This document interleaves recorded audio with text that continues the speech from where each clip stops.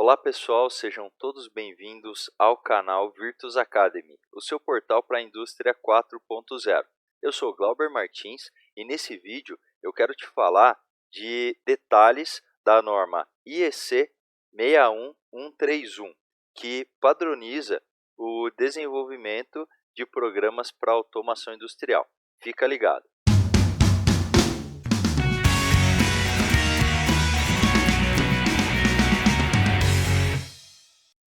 Bom, aqui na minha tela vocês podem acompanhar que no próprio Wikipedia ele tem um resumo aqui dos principais tópicos abordados pela IEC 6131. A IEC 6131, como um todo, ela é composta por 8 partes e ela trata sobre assuntos relacionados ao desenvolvimento de software, né? Ao desenvolvimento de soluções para automação industrial. Então, aqui na primeira parte, ela vai falar aqui das definições, né, de informações gerais dos controladores programáveis, delimitando e identificando as principais características relevantes para a seleção e aplicação de controladores programáveis e também para qualquer equipamento ou acessório ligado à CPU. Então aqui fala um pouquinho mais da definição, né? Da definição da topologia, da definição do hardware, dessa parte de fonte de alimentação, ou também a parte de proteção contra ruído, né? Interferência eletromagnética. Bom, essa é uma etapa muito importante no começo, né? Quando você está detalhando ou iniciando uma solução para um cliente, uma solução para automação industrial. A segunda parte da norma, ela estabelece requisitos funcionais de segurança de manuseio, proteções e recomendações contra interferências eletromagnéticas e requisitos construtivos elétricos, mecânicos e ambientais. Então aqui é a parte mais elétrica mesmo, né, dos equipamentos e os testes funcionais. Bom, aqui tem algumas especificações, fica aí para quem quiser se aprofundar. Essa é a norma que a gente vai tratar um pouquinho mais, que é a norma que padroniza aí o desenvolvimento de programas para automação industrial, né, para programas para controladores programáveis. Eu vou passar aqui direto porque depois nós vamos voltar nela, né? A ideia agora é dar um overview aqui de todos os tópicos da IEC 6131. Aqui é a IEC 6131 na parte 4, né, no capítulo 4, são apresentadas aqui as orientações para quem quer utilizar controladores lógicos programáveis, para que possam comprar e instalar, né, os controladores e também os seus módulos. Então, uma parte aí mais de orientação para o usuário. A quinta parte, ela está relacionada aqui com os aspectos de comunicação de um controlador programável, como a definição do módulo de comunicação, seus blocos funcionais e mecanismos para conexão entre os controladores e outros dispositivos de automação. Então essa é a parte da norma que vai falar mais sobre protocolos industriais, né, sobre gateways aí, sobre comunicação. Aqui na parte 6, né, na IEC 6131-6, que é a sexta parte, ela especifica os requisitos para os controladores programáveis e seus periféricos associados, tal como definido lá na parte 1, né, que se destinam a ser usado como subsistema de lógica de um elétrico, eletrônico, programável eletrônico, um sistema relacionado com a segurança. Então aqui vai falar também sobre a parte de comunicação aí via field bus para subsistemas, né? Então tem aqui a parte essa norma se aplica aqui para um Safety Integrity Level não superior a SIL 3, né? Então categoria SIL 2 ou SIL 3 aí.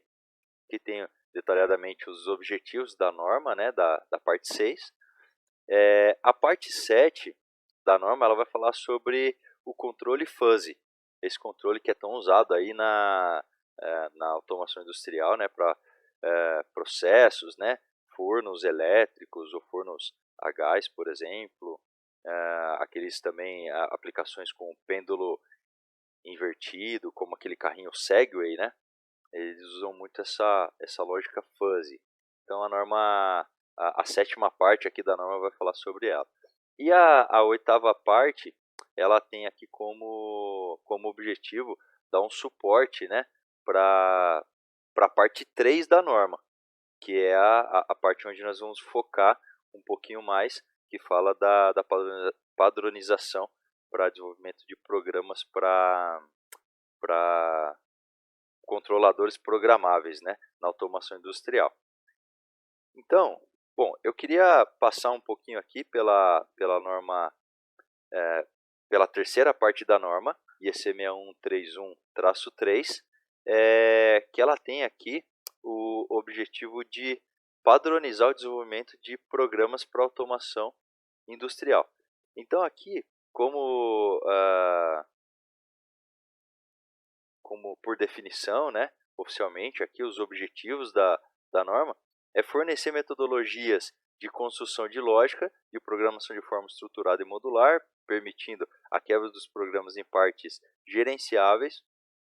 Ela vai falar aqui das 5 linguagens de programação, cada uma com as suas características, aqui de forma a cobrir a maioria das necessidades dos controles atuais. Ela permite aqui também, como eu tinha falado no vídeo anterior, outras linguagens de programação, desde que de que essas linguagens obedeçam as mesmas formas de chamadas e trocas de dados. Vou falar aqui um pouquinho do VB, Flowchart, C++, abordagem e estruturação top-down e bottom-up fundamentada em 3 princípios, que é a modularização, estruturação e reutilização. E aqui, né, falando agora especificamente das linguagens de programação padronizadas aí pela parte 3, né, da IEC, pela IEC 6131-3.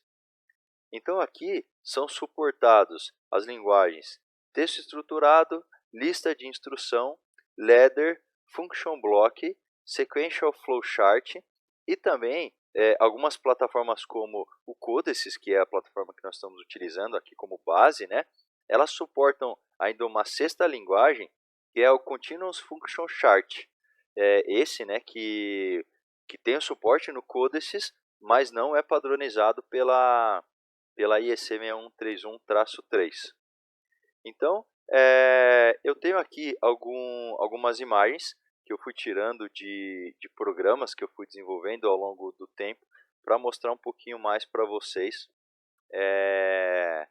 de como é, né, a estrutura de cada um e quais as vantagens de se utilizar uma ou outra linguagem. Bom, então, começando aqui pelo texto estruturado, isso aqui é um programa de um equipamento que nós desenvolvemos, todo orientado a objeto aqui, né? Tem muito recurso bacana dentro desse programa. E é a linguagem que eu mais utilizo hoje para desenvolvimento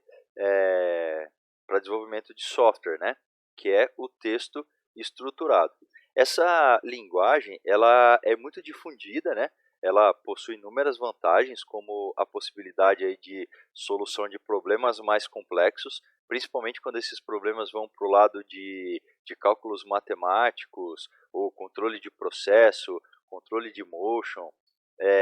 E também ela é muito utilizada, que é a parte que eu gosto mais, né, particularmente, para programação, programação avançada, né, permitindo o uso de programação orientada a objeto. Então, o uso aí de matrizes, laços de repetição, condicionais, está tudo dentro dessa linguagem. É uma linguagem muito robusta e amplamente utilizada aí no mercado. Então, se você está acostumado a programar somente em ladder, eu sugiro fortemente que você aprenda a programar em texto estruturado. Esse texto estruturado, quando você vai para a parte de Field Bus, a parte de IoT, uma comunicação via MQTT, por exemplo, ou subir dados para uma plataforma em nuvem via HTTP. Poxa, se você domina a programação em texto estruturado, isso é feito com muita facilidade. A próxima linguagem aqui de programação, que é padronizada aqui pela norma IEC 6131, é a lista de instrução. Bom, essa linguagem, ela é uma linguagem de mais baixo nível. Então, ela se assemelha muito à linguagem assembly, né? É uma linguagem que está mais próxima da linguagem do próprio microcontrolador, né? Do próprio controlador. Então, quando a gente fala linguagem de alto nível, é uma linguagem que está mais próxima da fala humana, né? E quanto mais baixo o nível, mais próximo da linguagem entendida pelo controlador. Então, essa linguagem, né, lista de instrução, ela é uma linguagem muito difundida entre os programadores Siemens, né? Programador Siemens, inclusive eu quando vou desenvolver algum programa para Siemens, eu faço uso dessa linguagem, mas é uma linguagem que, na minha opinião, vai cair em desuso em breve. Bom, sei que o pessoal de Siemens gosta muito dessa linguagem, né? Mas ela, por não ser uma linguagem estruturada, ela tem uma forte tendência aí a desaparecer. Por quê? Porque elas são difíceis de serem interpretadas, principalmente quando o programador ele usa algum recurso que está muito próximo ao hardware, como o apontamento, por exemplo, o uso de registradores. Isso torna a interpretação dessa linguagem muito difícil. Essa linguagem também, né, ela permite o acesso de funções do controlador que não são possíveis em outras linguagens estruturadas, porque senão, né, se você fizesse uso desses recursos em uma linguagem estruturada, você colocaria em risco a segurança ou a integridade do controlador. Então, bom, é uma linguagem que é difundida, é muito utilizada, mas, na minha opinião, ela pode cair em desuso aí, e, no caso, até ser descontinuada, né? Perder a padronização, perder o tratamento dela dentro da norma, né? Da IEC 6131. Tanto é que no TwinCat 3, por exemplo, ou no Codesys V3, nessa versão 3.5, você já não consegue incluir rotinas em lista de instrução, a não ser que você vá lá no Options da ferramenta e habilite essa linguagem de programação. Mas no default, ela já vem, inclusive, desabilitada. Bom, a próxima linguagem aqui que eu queria passar para vocês é programação em Ladder, né?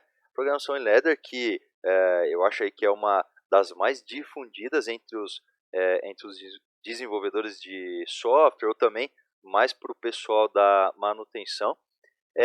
Essa é uma linguagem também muito utilizada e muito importante, principalmente para utilização nas lógicas de intertravamento, né? E também de controles gerais. Hoje eu uso ela especialmente quando eu vou fazer alguma lógica, por exemplo, de alarmes, que é o caso dessa lógica que está apresentada aqui nessa imagem. Então, lógica de alarmes ou lógicas de intertravamentos, onde a monitoração, seja do pessoal que está fazendo o comissionamento de startup daquela planta, ou até mesmo do pessoal que faz a manutenção nesse software, onde a monitoração precisa ser mais rápida, né? Sem dúvida nenhuma que a programação em Ladder ela facilita muito a monitoração.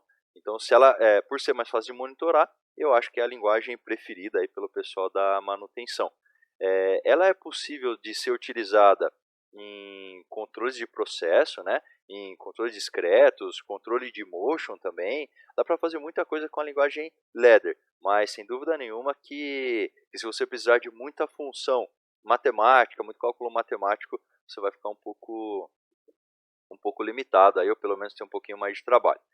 Bom, a próxima função aqui, que é o Function Block Diagram. Essa linguagem é uma linguagem difundida e ela é mais utilizada para pequenas e médias aplicações. Bom, no meu dia a dia, aonde que eu utilizo essa linguagem de programação? Eu utilizo quando eu tenho que usar algum function block, como function block de conversão, por exemplo, como esse exemplo aqui que está na minha tela, né? Que é eu estou convertendo aqui metros por minuto para RPM, né?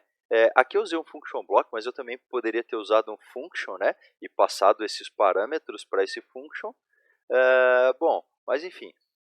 E aqui eu tenho o meu function block, que é aqui eu tinha uma comunicação com o PowerFlex 525, com inversores de frequência. Então, quando é para esse uso de function blocks, né, de alguns subsistemas que você precisa monitorar as entradas e as saídas, essa é uma linguagem muito bacana. A próxima linguagem aí, que é a linguagem padronizada pela IEC 6131-3, é o Sequential Flow Chart, né? Que é o diagrama de fluxo aí que a gente chama. Bom, essa é uma linguagem pouco difundida, eu diria, né? Eu não costumo ver muito ela aí no mercado. Eu mesmo, particularmente, não costumo utilizar essa linguagem nos meus desenvolvimentos, mas é uma linguagem muito legal no quesito monitoração, né? Quando você tem, por exemplo, bateladas ou você tem sistemas paralelos, né, que executam funções em paralelos, porque dentro de cada passo, né, de cada step, você pode colocar subprogramas e escolher qualquer uma das outras linguagens padronizadas pela IEC para desenvolver dentro desses steps. Então, é um step que ele guarda uma parte de um programa. Bom, a última linguagem de programação aqui, essa aqui inclusive não é padronizada pela IEC 6131, né?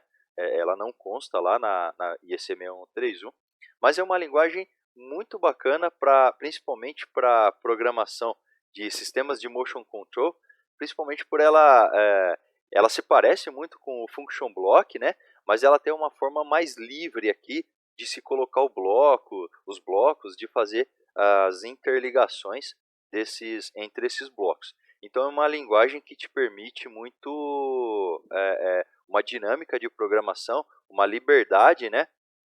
Muito legal. E aí tem uma forma de monitorar aqui também, tem esses numerozinhos que estão em cima de cada bloco que define aqui qual que vai ser a sequência que essa lógica vai ser executada, né? Então, bom, é isso aí, pessoal. Essas são as linguagens padronizadas pela IEC 6131. Era isso que eu queria trazer para vocês nesse vídeo, nessa aula. Eu espero que vocês tenham gostado. Eu quero agradecer imensamente a você que assistiu esse vídeo e tem me apoiado nesse projeto. Eu espero que esse conteúdo tenha te ajudado de alguma forma. E um forte abraço e eu te espero no próximo vídeo.